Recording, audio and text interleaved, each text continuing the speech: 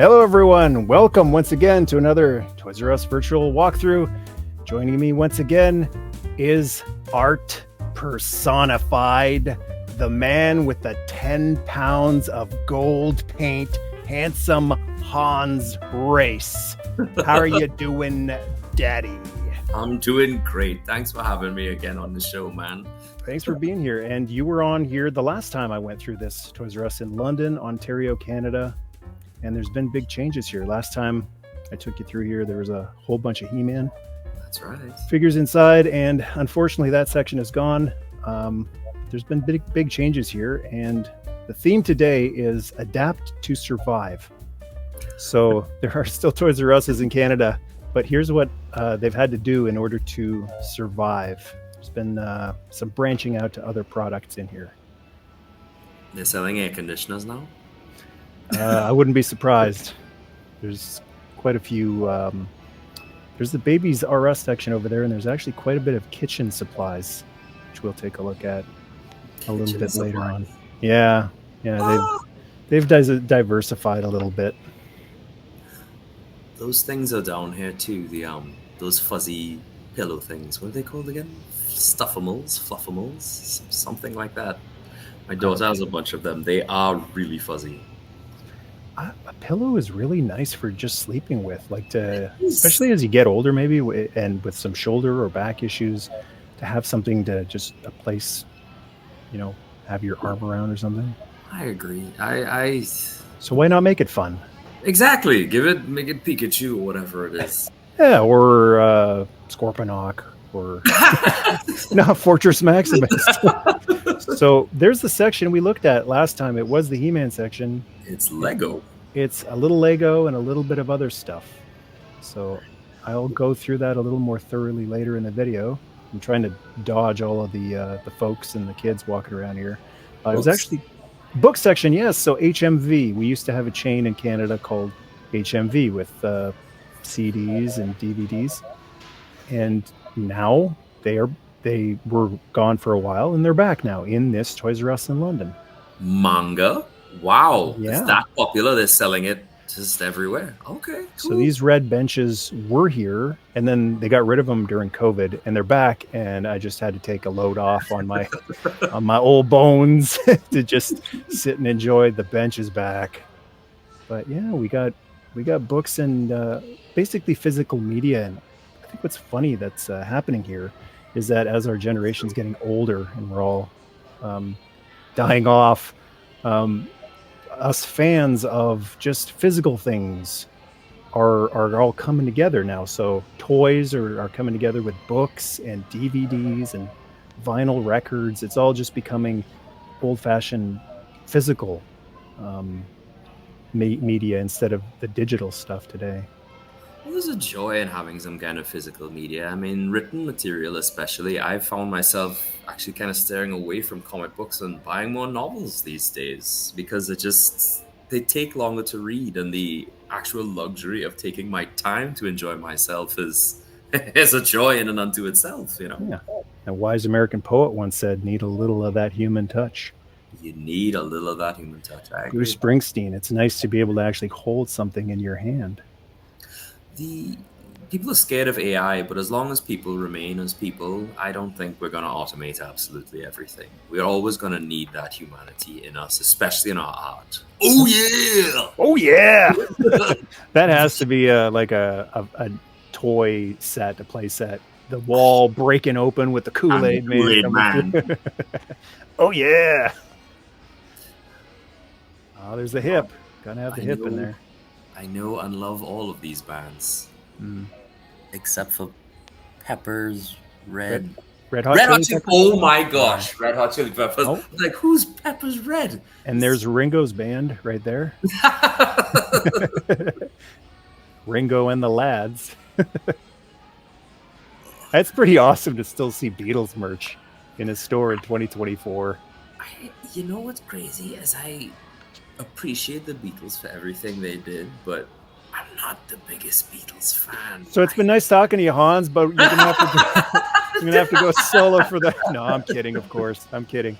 No, I was like that for a long time. I heard them on the radio constantly. Oh, the Doors. Look at these Doors albums, live Doors album, and look at that. I love the Doors. But like I had heard so many Beatles songs on the radio just working in factories and stuff, driving around. It wasn't until just about a year or two ago, after Get Back and Now and Then, that I really got into their music and realized, wow, these guys actually are the geniuses so many claim them to be. I think that was my problem. I heard them too late in the game, but they really do form a foundation, a very strong foundation for everything that came after. But I heard the guys that came after who built on the foundation, so I saw all this kind of fancy stuff and I didn't realize what they really were and what they meant. And because of that, I never developed the appreciation. I do respect them for everything they did, but I'm really bad when it came to music. Unfortunately, my parents had me listening to like 50s and 60s stuff for like It's the best stuff. life, you know. That's the best stuff right there. And they were very much like anti-Beatles. It was like they're old, so they're like the rock and roll and all those, you know, woman people know. So they were like that. You know? So they weren't into Buddy Holly. My dad was. My mom was. My dad was not. Well, Lennon idolized Buddy Holly. That's the reason they were called the Beatles. It was a play on the Crickets. Oh, Buddy Holly and the Crickets. Yeah, I didn't realize. There you go. Yeah, big influence on them. My dad didn't like a lot of music that was kind of more contemporary, but he loved Bob Marley. I don't know why. He loved Bob Marley because he's great. Well, I agree with that. I mean, my mother-in-law was Jamaican. I mean, she was, you know, Bob 24/7. There's a million Joffreys.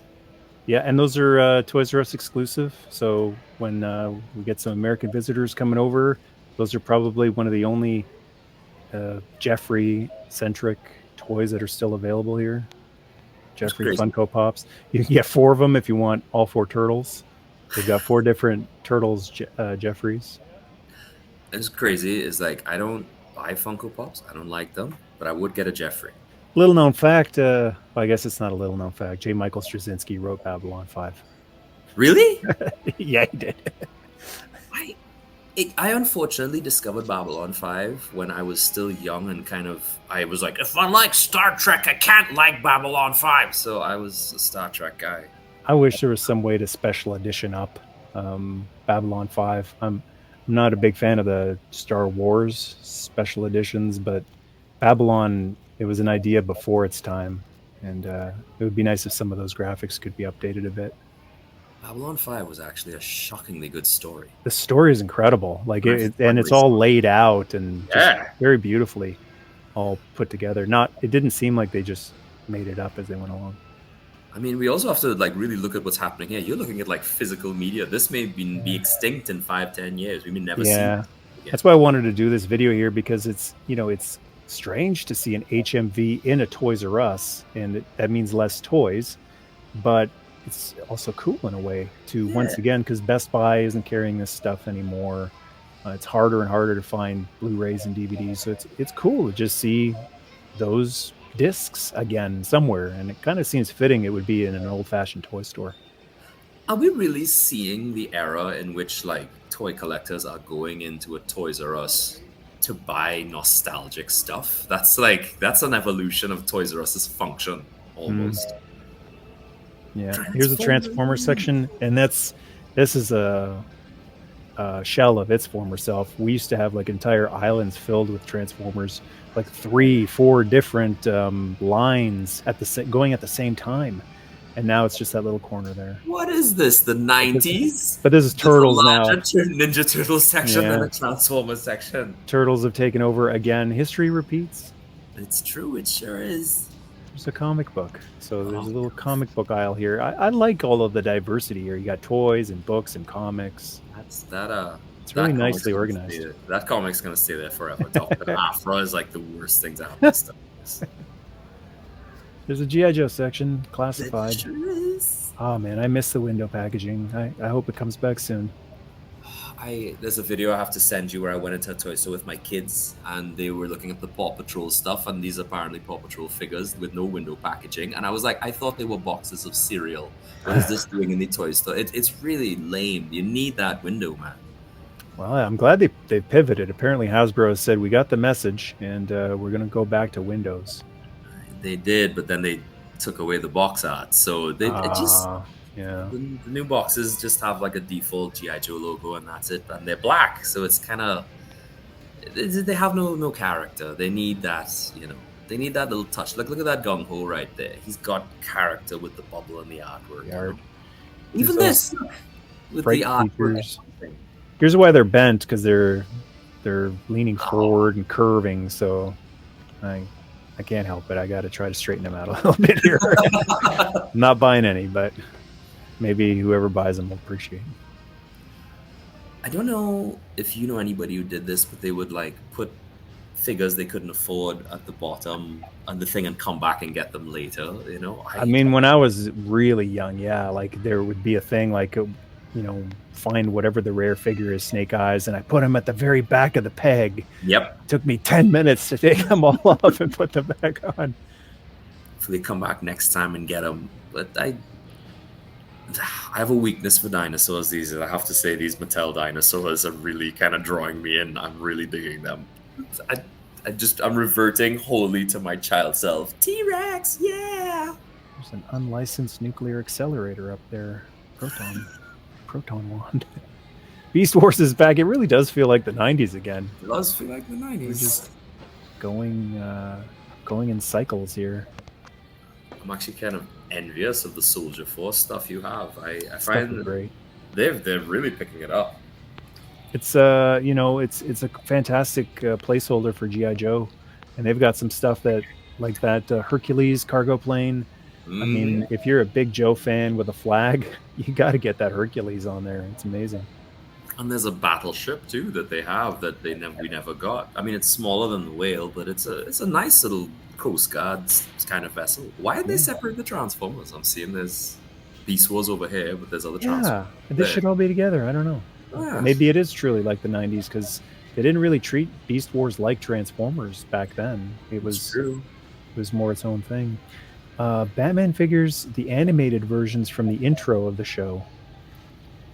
So the Super Friends ones? No, I think it might be the Super Friends. I thought it was like, the animated intro of the Adam West live action show with the bamf and boom. Yeah. Oh, yes. Okay, yeah. I thought it might be that. You've done a lot of recolors of Batman for that line. Now, this is I can't find these anywhere except this London Toys R Us, the Ewoks, the new Ewoks retro style Star Wars figures.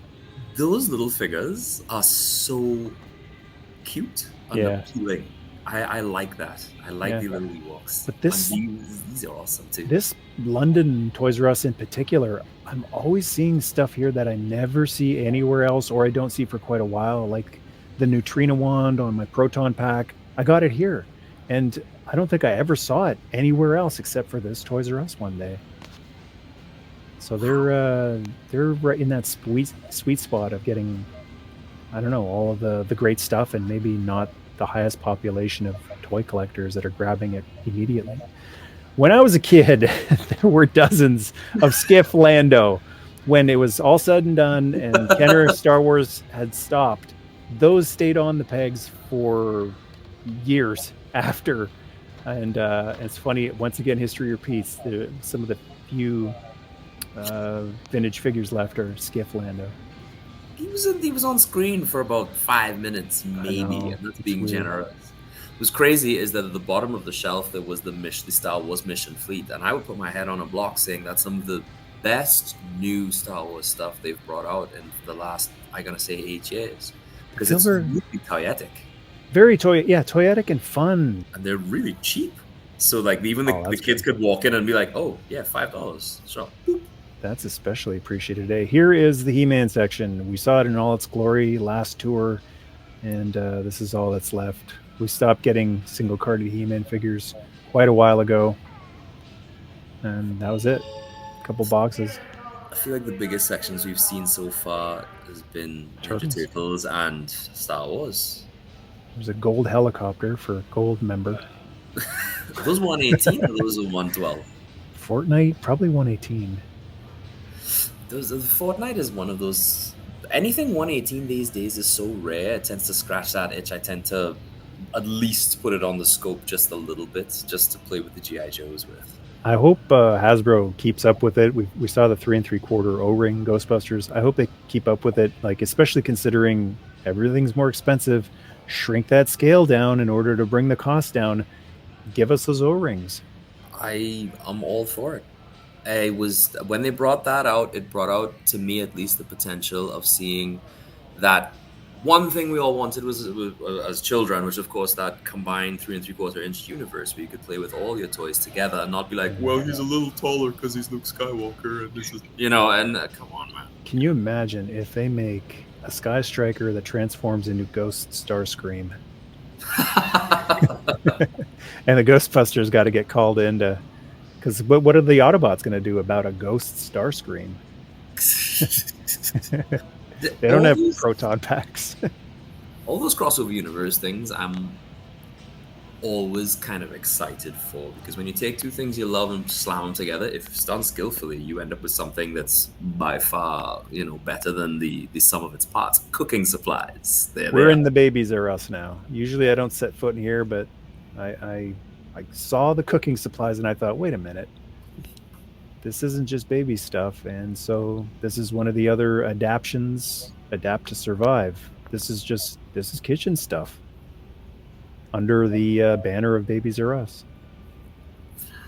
I don't know who owns Toys R Us.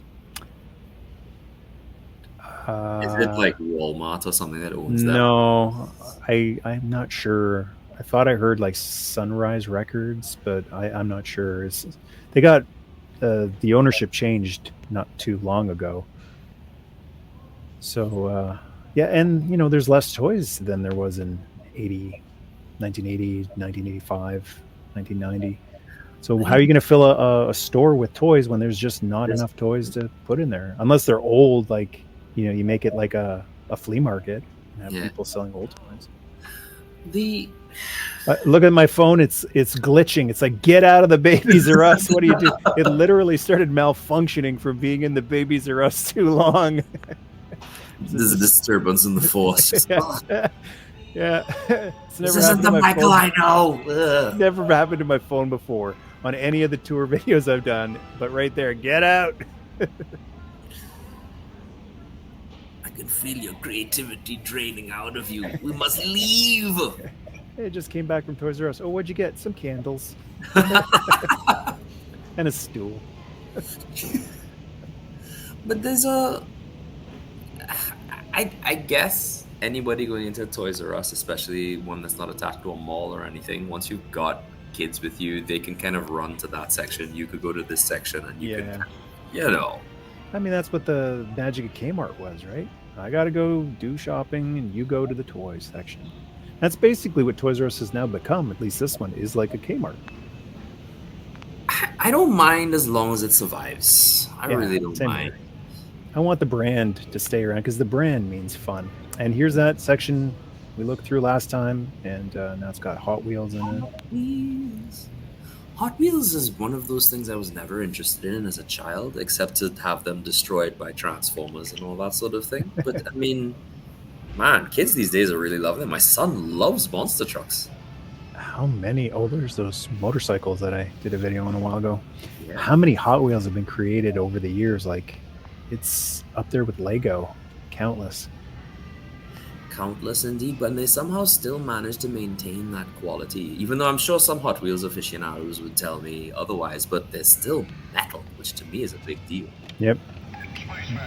Electronics.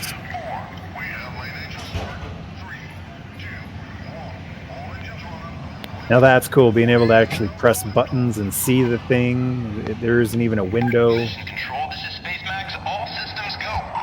Copy that, Space Max. Trajectory and guides are looking good. I had to open up the cockpit to see, will a Joe fit in here? But it's really tiny. It's really tiny. I don't think a Headmaster would even fit. Nice that it at least opens. Yeah, nice little detail. Tonka, always popular, even now. Tonka trucks. Beach toys, playground toys, durable. I'm sure these have outlived some of their owners. You know, those things are just so tough. Which make me, what a miscellaneous cars. Yeah. Those are more Ninja Turtles down there. I wouldn't be surprised. They're really taking off, those Ninja Turtles. And that's it. Thank you. See you again. Toys R Us London. I've always been kind of curious. When you walked in, first thing on your right-hand side, I think, was this massive Lego section. But you're not really a Lego guy. No, I never have been. I've always been kind of a crazy Lego dude. You used to have an amazing Lego section a couple of years ago in some of the older tour videos that I've done. It's like Lego World. It's a little smaller these days now, though. But yeah, there's London Toys R Us. So what do you think of the adapting to survive the changes that have been made here? I feel, once again, once it continues to be, I mean, even if the legacy is a little bit weaker by what they're currently carrying, I'm glad that the brand has continued on. It does mean something. And then when it did kind of disappear from these states, a lot of people said a lot of mean stuff, but it didn't change the fact that it really had a lot of gravity and a huge impact on a lot of people. So I'm glad that it's continuing in Canada, and I know it's still around in Asia as well. So I'm glad that new generations of children, regardless of the size and scale, are still getting the experience of going to a toy store, a store mostly dedicated to toys, because it's really for them. They know it is for them.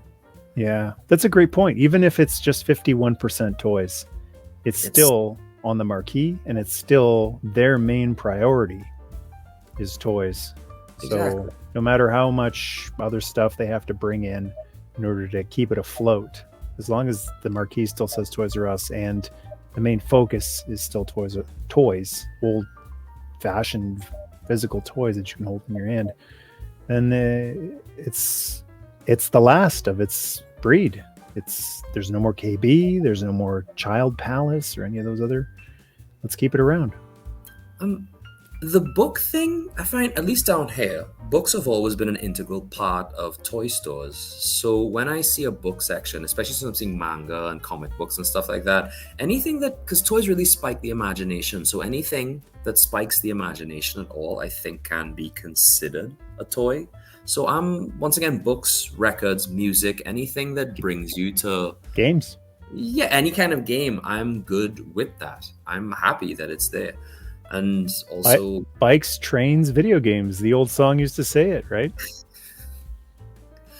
Bikes, trains. That's true. From bikes to trains to video games. That is true. I love it if you haven't heard that song in a fair amount of time. I don't want to put a number to it, but it's been a while. There's a great cover by Jamie Foxx on YouTube. I think he sang it on Jimmy Fallon, and he lounged it up. It's horrible and great at the same time. And maybe they should have that blasting through the PA when you walk into your Toys R Us. Maybe not Jamie Foxx's version, but maybe. At least Richard Cheese. Richard Cheese. Oh yes, Richard Cheese. Or that American poet Bruce Springsteen. All right, that'll wrap up another tour. And thanks for joining on another Toys R Us tour, Hans. Thanks for having me, man. Always happy to come through one of these. I have to take you through a tour of what Trinidadian toy store. It'll take about 5 minutes because they're very small. Let's do it, man. Let's do it. Bring your phone around next time and we'll watch it in slow motion and make it 10 minutes. That actually might not be a bad idea. It might not be. Awesome. It's one of those weird things where people, as I said before, they scorn what they have, but they really don't know how good they've got it. Yeah, that's true. All right, folks. Hope you enjoyed this tour. And back again sometime, someday, with some more. Thanks for watching, and until next time, Nerdmas Day. Bye.